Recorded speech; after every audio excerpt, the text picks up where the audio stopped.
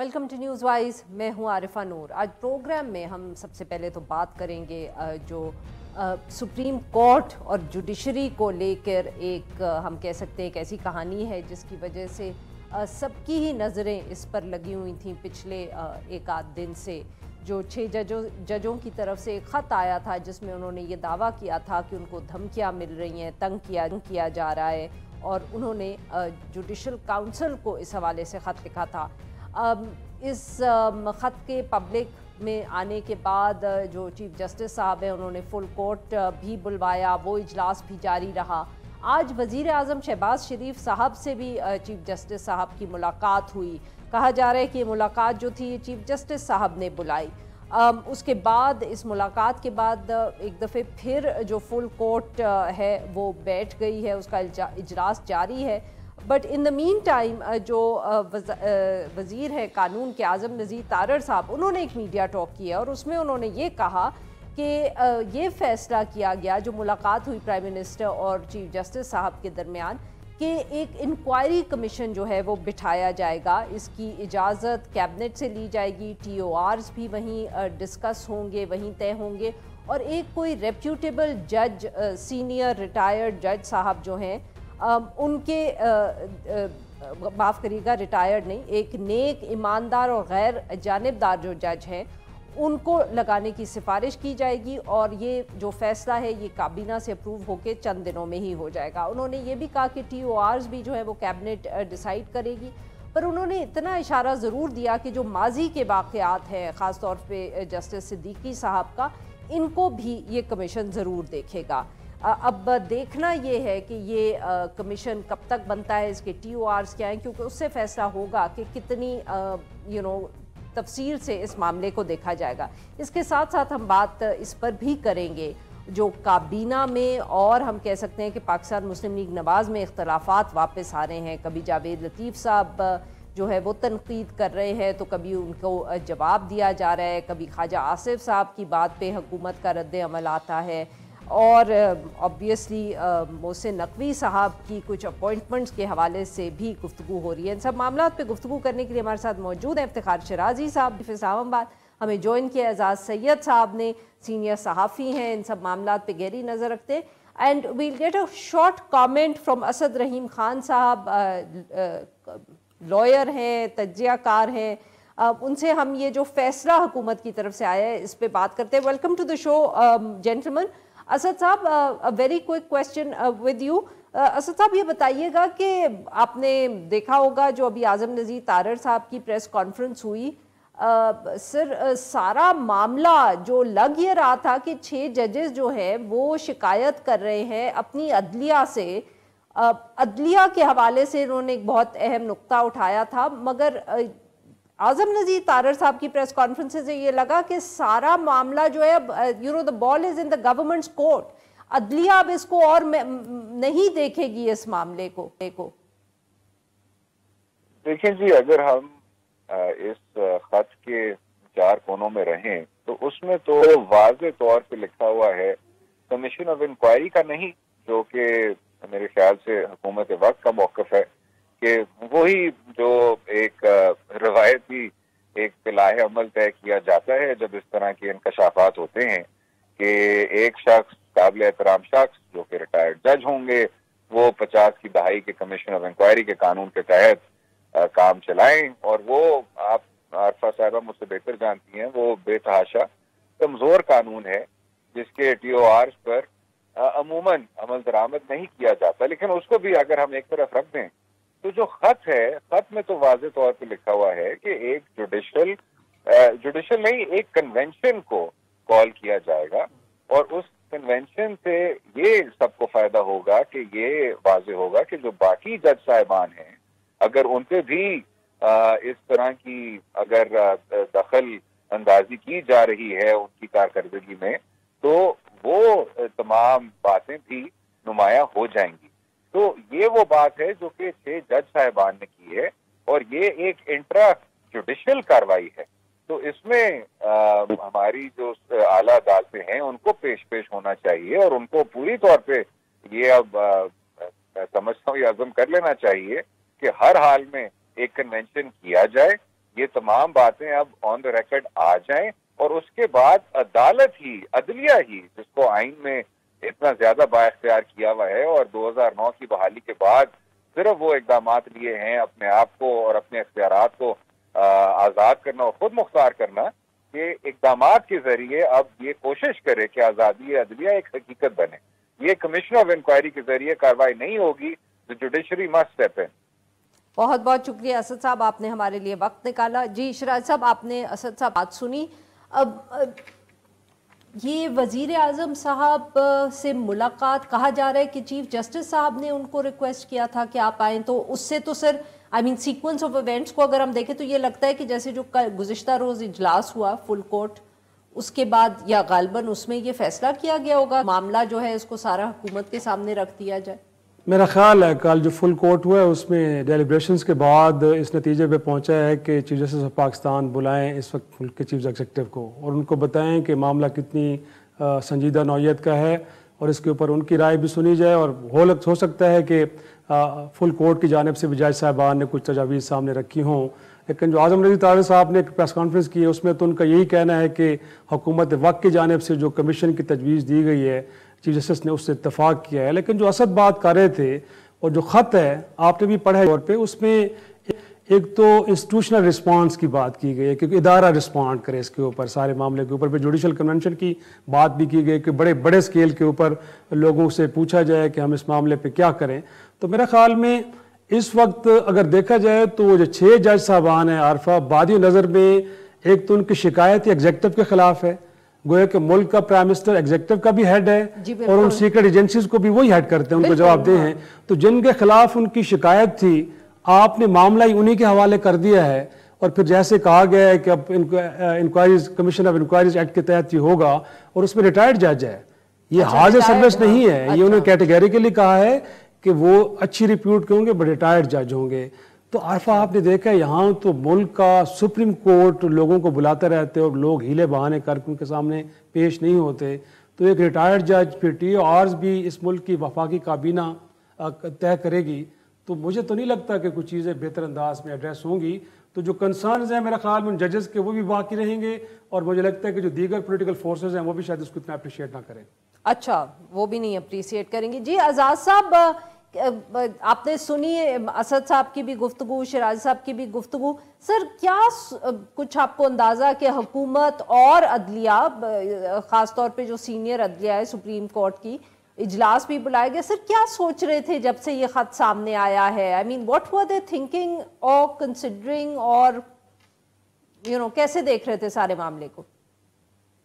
आरफा जी बहुत शुक्रिया।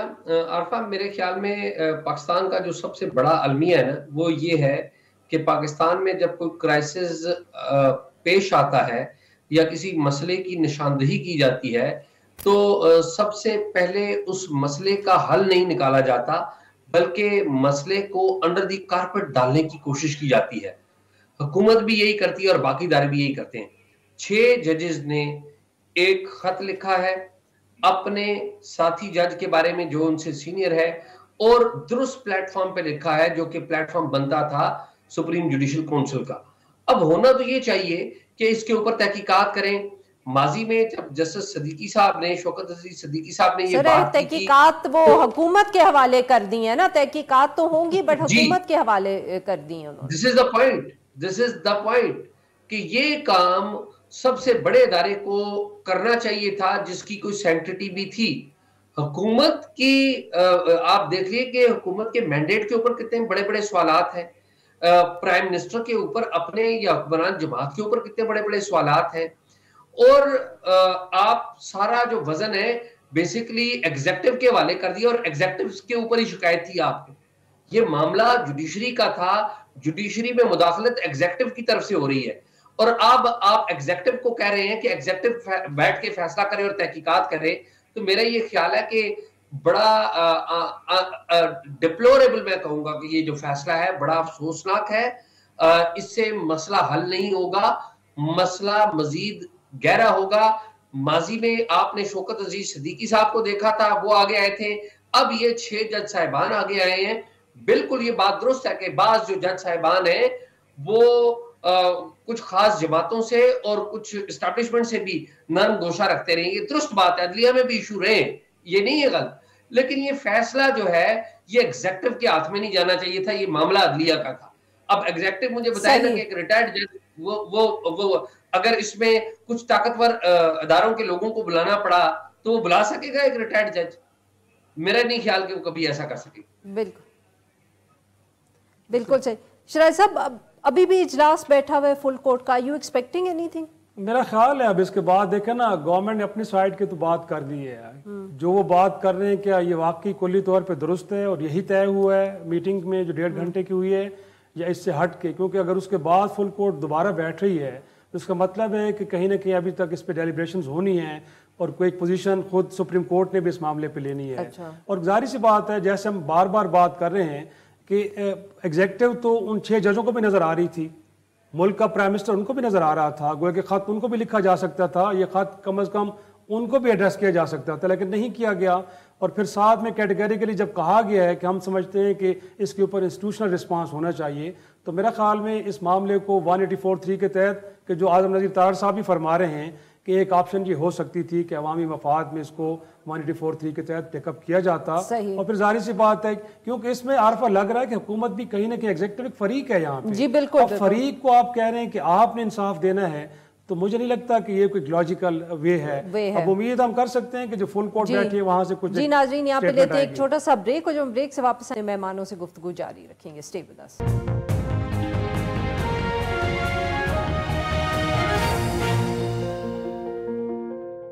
Welcome back नाज़रीन। हम गुफ्तगू करें इफ्तिखार शिराजी साहब से और आज़ाद सैयद साहब से, और हम उनसे बात कर रहे हैं जो ओवरऑल ऑब्वियसली एक तरफ जुडिशरी का मामला है और दूसरी तरफ हुकूमती जमात के भी जो मसले सामने आ रहे हैं। जी आज़ाद साहब, सर एक तरफ तो जावेद लतीफ़ साहब की तनकीद नहीं ख़त्म हो रही हुकूमत के ऊपर, मेरे ख्याल में इतनी तो पीटीआई ने नहीं गुफ्तगू कर दी कि इनको लाया गया है इस हुकूमत को जितनी जावेद लतीफ़ साहब ने कर दी। दूसरा सर ये भी इत्तलात आ रही हैं कि काबीना में भी, मतलब कि प्राइम मिनिस्टर साहब और जो वजीर दाखिला हैं उनके दरमियान भी कुछ चपकलिश चल रही है कुछ अपॉइंटमेंट्स को लेके। बताएं सर क्या मामला है? आरफा, ये तो आपको भी पता है कि जो फेडरल कैबिनेट है उसके जो 2 ताकतवर तरीन मिनिस्टर्स हैं वो फाइनेंस के मिनिस्टर हैं, औरंगजेब साहब, और एक है मोहसिन नकवी साहब। और ये दोनों वज़रा जो हैं ये प्राइम मिनिस्टर शहबाज शरीफ की चॉइस नहीं है। ये कहाँ से हैं ये हम सबको भी पता है, आपको भी पता है और हमें भी पता है। अब जाहिर है जो मिनिस्टर अपने पोर्टफोलियो के ऊपर आया है उसकी ख्वाहिश यही है कि वो अपनी टीम लगाए ताकि वो परफॉर्मेंस दे। तो यही वो मामला है कि मोहसिन नकवी साहब चाहते हैं कि उनकी टीम लगे, और आपको पता है कि 28 मार्च को जो रिटायर हुए हैं सेक्रेटरी साहब जो कि दुरानी साहब थे, और वो चाहते हैं मोहसिन नकवी साहब के उनकी चॉइस का सेक्रेटरी जी सेक्रेटरी इंटीरियर की बात कर रहा हूं। तो आवाज आ रही है? फरमाएं, बात मुकम्मल करें। तो हाँ जी, वो चाहते हैं कि उनकी अपनी टीम हो, और ज़ाहिर है शहबाज साहब का भी एक बैकग्राउंड है, ज़ाहिर है वो पहले भी प्राइम मिनिस्टर रह चुके हैं, उनको पता है कि सेक्रेटरी इंटीरियर कितना अहम होता है, डीजी FIA कितना अहम होता है। तो ज़ाहिर है वो चाहते हैं कि उनकी पसंद का हो। अभी तक तो प्राइम मिनिस्टर नहीं जीत पाए, अगर वो जीत पाते तो अभी तक उनकी चॉइस का जो सेक्रेटरी है उसका नोटिफाई हो चुका होता। 28 मार्च को उनकी रिटायरमेंट जो है वो आपको पता है कि वो हो गई भी। सही शिराजी साहब, यही मामला है जैसे आज़ाद साहब कह रहे हैं कि शहबाज शरीफ साहब और उनका जो एक मिनिस्टर है वो दोनों इतने ताकतवर हैं कि मामला हल नहीं हो रहा है। वैसे बहुत से लोगों को प्राइम मिनिस्टर पे गुस्सा होगा, लेकिन मुझे बड़ा उन पे तरस आ रहा है। अच्छा, आरफा देखें वो आए हैं, किसको गुस्सा कुछ लोगों को होगा, कुछ लोगों को होगा, जिस तरह एजाज को भी थोड़ा बहुत है कि शायद, लेकिन मेरा ख्याल में इस वक्त उन पर मुझे तरस आ रहा है। देखिए पहले आए तो उन्होंने क्या किया, अपने आप को ICC का सरबराह लगाया, उसके बाद अपने आप को सैक करके वजीर खजाना को लगाना पड़ गया। इरसा का चेयरमैन आपको सैक खुद किया ये नहीं, क्योंकि जो आजाद साहब ने बात की अगर मैं उस पर यकीन करूं तो फिर तो उन्होंने अपने आप को सैक नहीं किया। नहीं, अब नोटिफिकेशन तो उन्होंने उनके हुक्म से वापस हुआ है ना, तो मैं तो यही कहूंगा ना, इरसा के चेयरमैन उन्होंने लगाया, वहां से आवाज उठी सिंध से, तो फौरन नोटिफिकेशन को 24 घंटे से पहले उनको वापस लेना पड़ गया। अब यहाँ पे भी यही मामला है। सर बीच में एचएसएन की भी कहानी है, एक बीच में एचएसएन की भी कहानी भी है। जी आजाद साहब कुछ कहना चाह रहे हैं। जी आजाद साहब, मैं सॉरी इंटरप्ट कर रहा हूं। मैंने कहा हमारे भाई इफ्तिखार भाई ये समझ रहे हैं कि आवाज सिंध से आई है। मेरी इतला है कि आवाज सिंध से नहीं आई। वो जो इरसा के चेयरमैन सिंध की आवाज से नहीं बदले।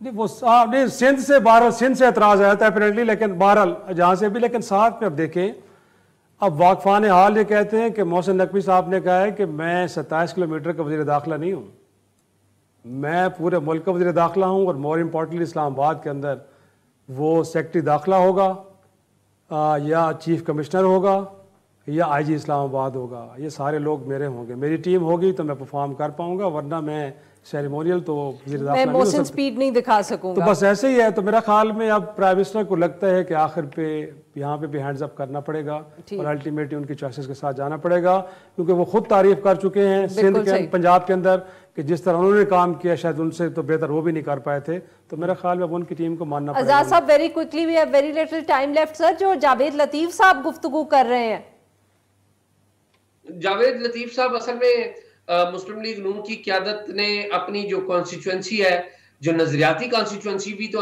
उनके अंदर है, एक अकलियत ही सही, तो उसको खुश रखने के लिए जो बातें की हुई है जावेद लतीफ साहब वो बातें कर रहे हैं। मेरा नहीं ख्याल कि जावेद लतीफ साहब की जो लीडरशिप है वो मनोअन ये बातें मानती है। अगर वो मनोअन ये बातें मानती होती तो वो मरकज में और पंजाब में हुकूमत का हिस्सा ना होती। तो ये तो दिल के खुश रखने को गालिब भी ये ख्याल अच्छा वाली बात है। नहीं तो जावेद लतीफ साहब सर किसी नजरियाती जो भी लोग बच गए हैं उनके साथ साथ लाहौर में बैठे भी किसी लोग के कहने या उनको भी खुश करने के लिए कह रहे हैं, या अपने आप के लिए और नजरियात के लिए ही लगे हुए? जावेद लतीफ साहब का ट्रैक रिकॉर्ड देख लेना। उन्होंने, आपको याद होगा कि जज्बात में आके नवाज शरीफ साहब की वापसी का भी ऐलान कर दिया था। फिर उन्होंने जज्बात में आके, याद है, एक कुछ कानून साजी थी और कहा था कि नून लीग ये नहीं करेगी, वो हो गई। तो जावेद लतीफ साहब अच्छे आदमी हैं, लेकिन उनकी वो खुशगुमानी बहुत ज्यादा करते हैं। मेरे ख्याल में रियलिटीज कुछ और है।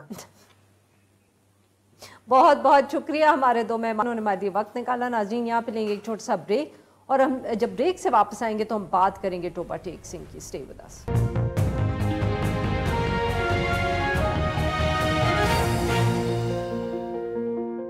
Welcome back. प्रोग्राम के इस हिस्से में हम जिक्र करेंगे टोबा टेक सिंह से, जो एक अफसोसनाक वाक़े की इत्ला आई है। वहाँ एक भाई ने, कहा जा रहा है कि गैरत के नाम पर अपनी जवान बहन को घर वालों के सामने गला दबा के मार दिया। न सिर्फ घर वालों के सामने गला दबा के मारा, बल्कि इसकी एक वीडियो जो है वो वायरल हो गई। तकरीबन 3 मिनट की वीडियो में देखा जा सकता है कि एक शख्स जो है वो किसी का गला दबा रहा है, जबकि वीडियो में या उस मौके पर हम कह सकते हैं खातून के साथ 2 और अफराद भी मौजूद हैं। वीडियो जब सामने आई तो फिर पुलिस जो है वो भी हरकत में आई और उन्होंने अपनी मुद्दइयत में जो वो FIR है वो दर्ज करवा दी है। सारे मामले पे गुफ्तगू करने के लिए आज हमारे साथ मौजूद तारिक सईद बरमानी साहब, नुमाइंदा हैं डॉन टोबा टेक सिंह से, हमें ज्वाइन कर रहे हैं। Welcome to the show sir. जी तारिक साहब, बताएं ये क्या मामला था, वीडियो कैसे सामने आ गया, और उससे पहले किसी को मालूम भी नहीं हुआ कि किसी का कत्ल हो गया? ये है कि यहाँ से 15 किलोमीटर दूर है गांव 477 जीम्बे, और ये उससे भी 1.5 किलोमीटर आगे इनकी आबादी है। जिप्सी लोग हैं, ये खाना बदोश जिसे कह रहे हैं। अब चूंकि ये हम पर सेटल हो गए हैं, इनके पास पैसा आ गया, इनके बच्चे बाहर चले गए सऊदी अरब वगैरह, तो इनके पक्के मकान और ये वो, वहां पर इनकी अलग बस्ती है। तो 17 और 18 की दरमियानी रात ये वाकया हुआ है। इनके एक भाई ने जो शामिल होता तो वो वीडियो ना बनाता और वायरल ना करता, लेकिन पुलिस ने उसे भी पकड़ा हुआ है। तो उसने वीडियो भी इस बहाने से बनाई है, वो जो लग रहा है कि जब वो किसी से बात कर रहा है बहाने से, तो कैमरे का रुख उसने मोबाइल का रुख जो है इनकी तरफ किया हुआ है। तो इसलिए ये एक औरत भी नजर आ रही है। तो औरत जो है वो की भाभी है, इसी बंदे की बीवी है जो वीडियो बना रहा है। उसने ये कहा है, औरत ने, कि मुझे फैसल जो कातिल है और उसका जो वालिद अब्दुस्तार है, जिन्होंने कत्ल किया इसको, लड़की को, उन्होंने मुझे धमकाया था कि अगर आपने किसी को बताया तो आपको और आपके बच्चों को भी कत्ल कर देंगे, जिसकी वजह से मैं किसी को बता नहीं सकी और इन्होंने खामोशी से दफन कर दिया। और इसमें अहम बात तो ये है कि गांव के लोगों को किसी को भी नहीं पता था कि इस बस्ती में ये क्या वाकया हो गया है। जब वीडियो वायरल हुई और लोगों ने उनके गांव वालों से रब्ता किया तो उन्होंने कहा हमें तो पता ही नहीं इस बात का।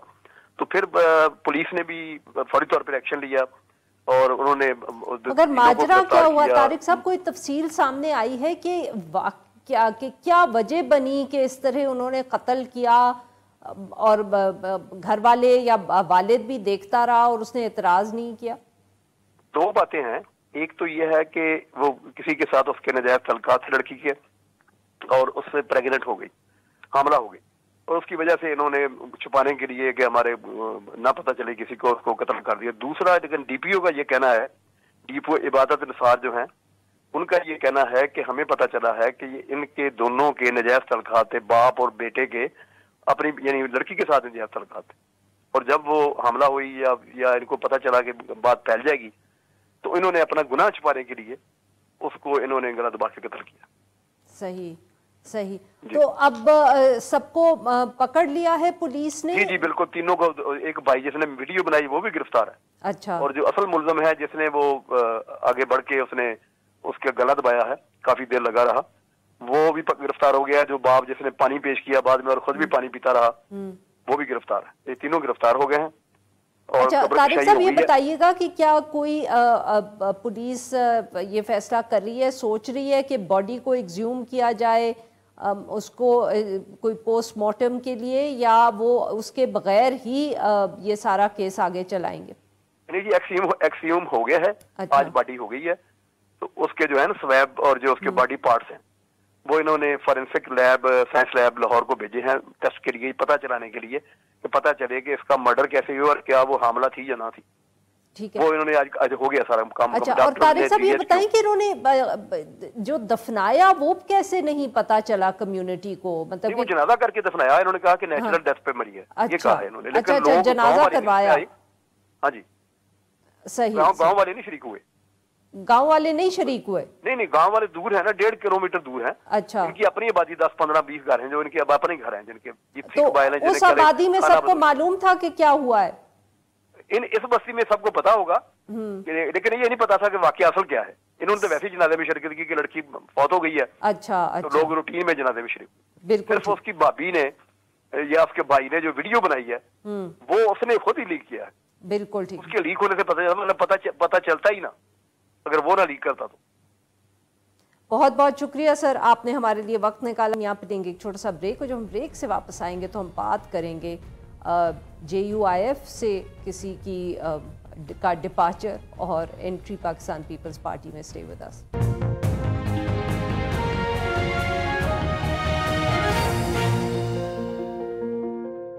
वेलकम बैक नाज़रीन। प्रोग्राम के आखिर में हम जिक्र करेंगे तलहा महमूद काफ़ी अरसा ये रहे JUIF में, वफाकी वज़ीर भी रहे, 3 मरतबा ये जमीयत उलमा इस्लाम की तरफ से सेनेटर भी मुंतखब हो चुके हैं और सेनेट में वो JUIF के पार्लिमानी लीडर भी रहे हैं। ये जो 8 फरवरी को इलेक्शंस हुए, इन्होंने JUIF की टिकट पे इलेक्शन भी लड़ा, इंतखाब वो हार गए। अब एकदम ये इत्ला आई कि उन्होंने JUIF छोड़ दी और पाकिस्तान पीपल्स पार्टी ज्वाइन कर ली। उनकी प्रेस कॉन्फ्रेंस भी हुई PPP के लीडरशिप के साथ, जहां उन्होंने कहा कि उनकी आसिफ अली जरदारी साहब से भी मुलाकात हुई है। इस सारे मामले पे गुफ्तगू करने के लिए आज हमारे साथ मौजूद है अरशद अजीज़ मलिक साहब, सीनाफी हैं, सदर हैं Peshawar press club. Welcome to the show sir. Arshad साहब, क्या मामला बना?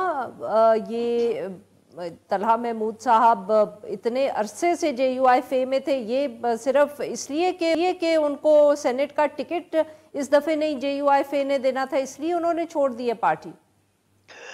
जैसे कि बहुत शुक्रिया, जैसे कि आपने अपने इंट्रो में बताया, तकरीबन कोई आप देख लें कि 18 साल से सेनेटर रहे हैं वो, और JUI में उनकी एक अच्छी पोजीशन थी। फिर दूसरी एक और बात यह कि उनको इस सेंस में भी देखा जाता है कि वो पार्टी को काफ़ी फाइनेंशियली सपोर्ट भी करते थे। तो JUI में उनके काफ़ी अच्छे राब्ते थे और मौलाना साहब के बहुत करीब थे। लेकिन कुछ जो करीबी ज़राए हैं, मेरी उनसे बात हुई तो उनका ये था कि तलहा महमूद की कुछ मुलाकातें हुई हैं पीपल्स पार्टी में, और आसिफ अली जरदारी साहब के साथ एक तवील मुलाकात भी हुई। उसके अंदर उन्हें कुछ ऑफ़र किया गया है, कोई अच्छा ओहदा ऑफ़र किया गया है। अब ये देखना होगा कि आने वाले दिनों में उनको वो कौन-सा अच्छा ओहदा मिलता है, जिसके लिए उनसे वादा किया गया है और उन्हें कहा गया है कि आप जेयूआई छोड़ के और आप आ जाएँ पीपल्स पार्टी में। तो ज़ाहिर है कि अब सेनेट का इलेक्शन है, और उनका ये भी ख़्याल था कि शायद इस दफ़ा जेयूआई ने उन्हें कहा कि जी हम आपको शायद सीट ना दे सकें, क्योंकि आप 3 दफ़ा सेनेटर बन चुके हैं, तो लिहाज़ा अब किसी और को टिकट देना भी चाह रहे थे। तो यहाँ पे अब आरफ़ा वो नज़रियाती सियासत तो रही नहीं है। हालाँकि अगर आप इनकी प्रेस कॉन्फ्रेंस सुने तो उनमें ये कहते हैं कि मैं किसी नेशनल पार्टी में जाना चाह रहा था। तो अब पीपल्स पार्टी तो खैबर पख्तूनख्वा में उसकी बुरी हालत है, और सिंध के अलावा आप देखें कहीं भी पीपल्स पार्टी की वो पोजीशन नहीं है। लेकिन उन्होंने कहा कि नहीं, मैं देखना चाह रहा था कि 3 पार्टियां हैं, तो तीनों में से मुझे जो सूट कर रही थी वो सही। पीपल्स पार्टी थी। तो वो नून में नहीं गए और अच्छा तहरीक सर, इंसाफ में अरशद भी। साहब माफ करिएगा आपकी बात यहाँ काट रही हूँ। ये बताइएगा कि जैसे आपने कहा कि इतने अरसे से वो जेयूआई फे में थे, और ये क्योंकि वो बहुत एक अमीर आदमी थे, उनकी फाइनेंशियली भी वो पार्टी की मदद करते थे, तो इसके अलावा क्या कोई आपको सियासी नुकसान भी जेयूआई फे का नजर आ रहा है इस डिपार्चर में, या सिर्फ यही कि वो एक बहुत ही वो someone who could finance the party, ये नुकसान होगा? मेरे ख्याल में देखें, अगर कॉन्स्टिट्यूएंसी की बात करें ना, तो आपको पता है इस दफ़ा वो ये बेसिकली हैं हरीपुर से, हज़ारा हरीपुर से हैं, और ये इलेक्शन आपको पता है कि चतराल से लड़े, चतराल NA1 से लड़े, वहाँ पे इनको जेयूआई ने टिकट दिया, लेकिन ये वहाँ पे नहीं जीत सके, और वहाँ पे पीटीआई का जो बंदा था वो जीत गया। तो कोई नज़रियाती उस तरह इनका कोई हल्का भी नहीं है कि जिससे आप कहें कि किसी हल्के से ये खड़े होते थे और पार्टी को नुकसान होगा। तो मेरे ख्याल में सियासी तौर पर तो कोई नुकसान नहीं होगा, अलबत्ता फाइनेंशियली जो सपोर्ट ये करते थे पार्टी को, उससे पार्टी को नुकसान होगा, और ज़ाहिर है कोई और सपोर्ट करेगा, तो पीपल्स पार्टी की तरफ जाने से यहाँ पे कोई सियासी खला तो पैदा नहीं होगा इनके जाने से।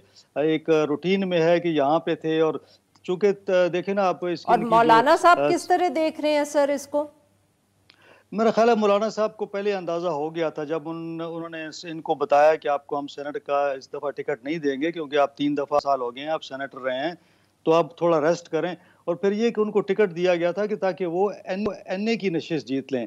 और आपको पता है कि इन्होंने वहाँ बड़ी ज़बरदस्त कैंपेन चलाई, वहाँ पे कैश लोगों को दिए, प्राइजेस दिए लोगों को, वहाँ पे मुख्तलिफ राशन दिया, तो काफ़ी ज़्यादा इन्होंने काम किया। ट्रकों के ट्रक चतराल पहुँचे, इनकी अपनी एक तंजीम भी है वेलफेयर की, तो उसके थ्रू भी इन्होंने काफ़ी काम किया, लेकिन ये वहाँ से जीत ना सके। तो ये इनको वाज़ेह था कि इस दफ़ा इनको सेनेट का टिकट नहीं मिलेगा, इसीलिए इनको सही। नेशनल असेंबली का टिकट दिया गया, और चतराल में जाके इन्होंने मुकाबला किया। तो इन्होंने मतलब है कि अपने किसी हल्के से बाई हल्के से तो ये खड़े नहीं हुए, तो इन्होंने कॉन्स्टिट्यूएंसी बदली और कोशिश की कि बिल्कुल चतराल ठीक। जाके लोगों से बात करें, लेकिन वहाँ से ये कामयाब नहीं हुए। तो ये इनको अंदाज़ा था कि इनको टिकट नहीं मिलने लगा सेनेट का, तो उसी मौके पे इनकी सही। चूँकि पीपल्स पार्टी से बातचीत होती रही और सर ये इनकी बताएं कि मुलाकातें हुई। पाकिस्तान पीपल्स पार्टी क्यों इतनी दिलचस्पी रख रही थी इनको पार्टी में शामिल करने के लिए, वेरी क्विकली? यकीनन कोई ना कोई तो पीछे कहानी होती है। तो यकीनन अगर देखा जाए फाइनेंशियली बड़े स्ट्रांग हैं, तो शायद पीपल्स पार्टी ये समझती हो कि इनकी वहाँ खिदमात से फ़ायदा उठाया जाए, तो हो सकता है वहाँ पे इनकी खिदमात से फ़ायदा बहुत उठा लें। बहुत शुक्रिया और अरशद साहब, आपने हमारे लिए वक्त ने। नाजरीन आज के लिए बस इतना ही।